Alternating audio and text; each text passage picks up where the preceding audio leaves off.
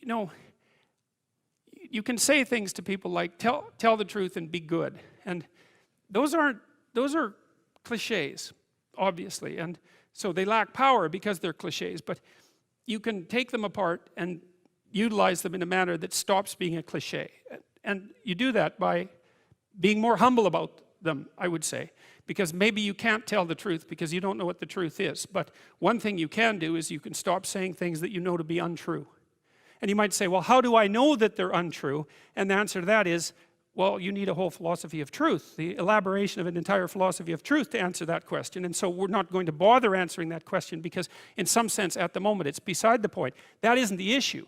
The issue is there are times in your life where you know that the thing that you're saying is not true. It's a deception, it's a lie of some sort, and you're using it to manipulate yourself or another person or the world. And you're also possessed, fully possessed of the idea that you can get away with it.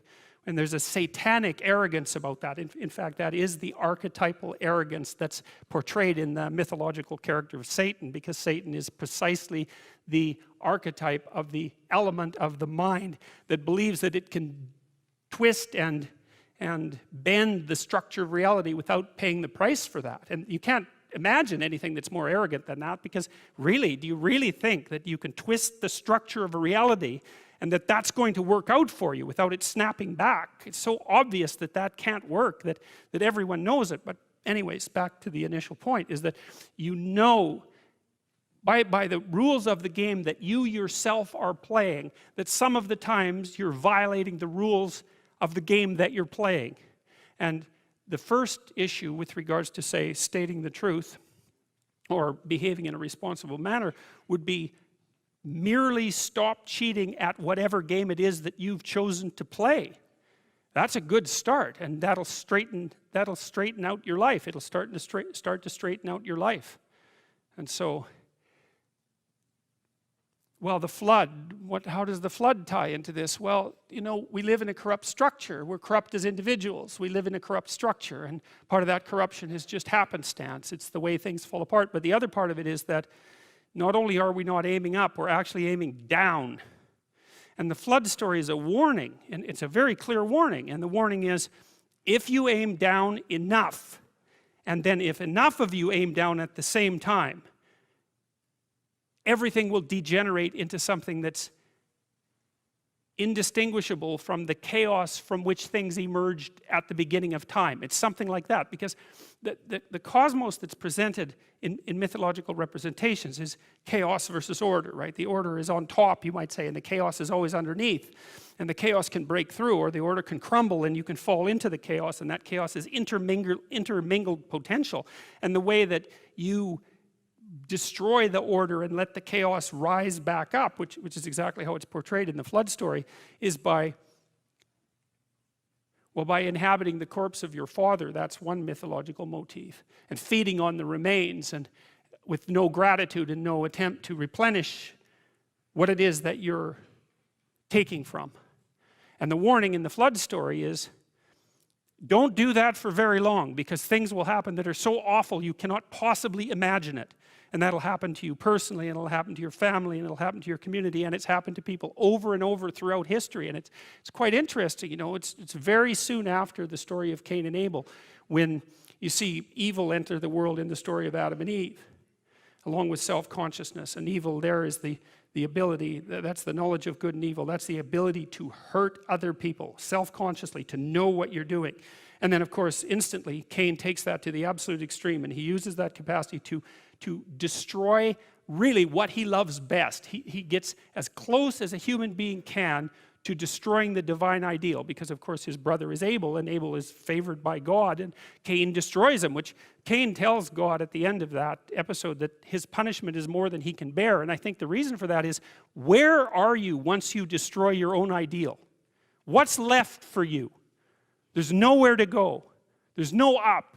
And when there's no up, there's a lot of down.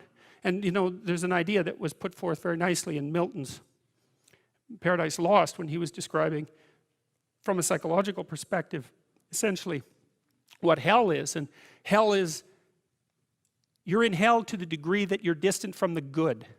That might be a good way of thinking about it. And if you destroy your own ideal, which you do with jealousy and resentment and the desire to pull down people who you would like to be, let's say, then you end up in a situation that's indistinguishable from hell. And the way the biblical story unfolds is, well, it's Cain, and then it's the flood.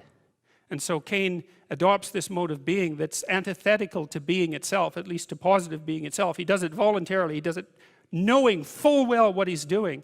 And the net consequence of this, that as it ripples through the entire social structure, is that God stands back and says, this whole thing has got so bad, the only thing we can do is wipe it to the ground. And that is no joke. That's exactly how things work. And one of the things that's extraordinarily terrifying about that sequence of stories, and I believe this to be true, I think I realized this independently of any of the analysis that I was doing of mythological stories, because I looked at what happened in places like the Soviet Union and Maoist China and in Nazi Germany, and the most penetrating observers of those societies, the people who were most interested in how it was that those absolute catastrophes came about, all said the same thing.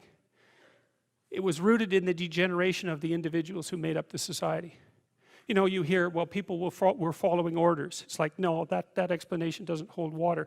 Or that you'd be punished if you resisted. Well, there was some truth in that, but nowhere near as much as people might think, especially at the beginnings of the process. More it was that people decided, each and every one of them, to turn a blind eye to the catastrophes and to participate in the lies. And that warped the entire societies, and they went as, you know, they veered their way downward to something as closely approximating hell as you could hope to manage, especially in places like Nazi Germany and, well, in all three of those places, in Maoist China and in the Soviet Union. And so the thing that's so frightening about, one of the things that's so frightening about the stories in Genesis is they say something very clear, which is that your moral degeneration contributes in no small way to the degeneration of the entire cosmos. And you say, well, I would like my life to be meaningful. People say that. Really, would you? Really? You really would like your life to be meaningful? You think maybe people would trade a little nihilism to not have to face that particular realization, and I think people do that all the time. It's a terrible weight to realize, but we are networked together.